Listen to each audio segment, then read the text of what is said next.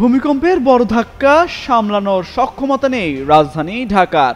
৭ মাত্রার ভূমিকম্প হলে রাজধানী ঢাকার অধিকাংশ ভবন বড় ধরনের ক্ষতির মুখে পড়বে। একটা উল্লেখযোগ্য সংখ্যক ভবন ধসে পড়বে। রাজধানীতে গড়ে ওঠা ২১,৩৫,০০০ ভবনের মধ্যে ৮.৫ লাখের বেশি ভবন ধসে পড়ার শঙ্কা করছেন বিশেষজ্ঞরা। এর অন্যতম কারণ অধিকাংশ ভবন তৈরির ক্ষেত্রে জাতীয় ভবন নির্মাণ কোড অনুসরণ করা হয়নি। বেশিরভাগ ভবন নির্মাণে সরকারি কর্তৃপক্ষের অনুমোদন নেই, এমনকি ৯৫% নির্মাণ করা হয়েছে অনুমোদিত নকশার বাইরেই। তথ্যানুসন্ধানে জানা যায়, রাজধানী উন্নয়ন কর্তৃপক্ষ ২০২২ সালে আরবান রেজিলিয়েন্স প্রকল্পের আওতায় রাজধানীর ভবনগুলো নিয়ে জরিপ পরিচালনা করেছে। স্কিন শুষ্ক রুক্ষ হয়ে যাবে বলে কি বাইরে যাবে না?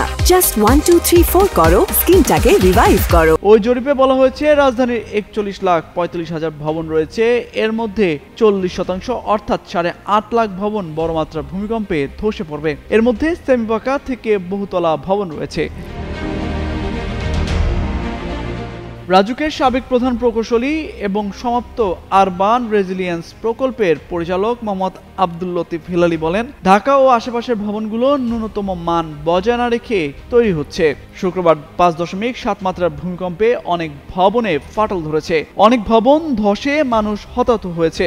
এই মাত্রা ৭ হলে সেই পরিস্থিতি হবে ভয়াবহ এক বিপর্যয়। দেশের শীর্ষস্থানীয় কাঠামো প্রকৌশলী এবং বাংলাদেশ প্রকৌশল বিশ্ববিদ্যালয়ের সাবেক অধ্যাপক এম শামীমুজ্জামান বসুনিয়া মনে করেন, বড় ধরনের ভূমিকম্পের পর গ্যাস ও বিদ্যুৎ লাইন থেকে আগুন ছড়িয়ে পড়বে পুরো নগরীতে। তখন ভয়াবহ এক পরিস্থিতির সৃষ্টি হবে। কে কাকে বাঁচাবে সেটি হবে বড় প্রশ্ন। তবে ভূমিকম্পে যারা বেঁচে যাবে তাদেরও নিরাপদে সরে যাওয়া কঠিন হবে। আগুন, পানি এবং পয় প্রণালী সিস্টেম বিশৃঙ্খল হয়ে পড়বে। সেসব ম্যানেজ করে ঢাকাকে বাসযোগ্য করা সম্ভব হবে না। ফায়ার সার্ভিস অ্যান্ড সিভিল ডিফেন্সের সাবেক মহাপরিচালক অবসরপ্রাপ্ত ব্রিগেডিয়ার জেনারেল আলী আহমেদ খান বলেন, বড় মাত্রার ভূমিকম্প সংঘটিত হলে তা ম্যানেজ করার কিছুটা প্রস্তুতি ফায়ার সার্ভিসের রয়েছে, তবে সেটি প্রয়োজনের তুলনায় খুবই সামান্য। ফায়ার সার্ভিসের সক্ষমতা আরও বাড়াতে হবে। এছাড়া হাসপাতালে পর্যাপ্ত চিকিৎসা ব্যবস্থা নিশ্চিত করার পাশাপাশি সে সময় ব্লাড ব্যাংক সংরক্ষণ করা বেশি জরুরি হয়ে পড়বে।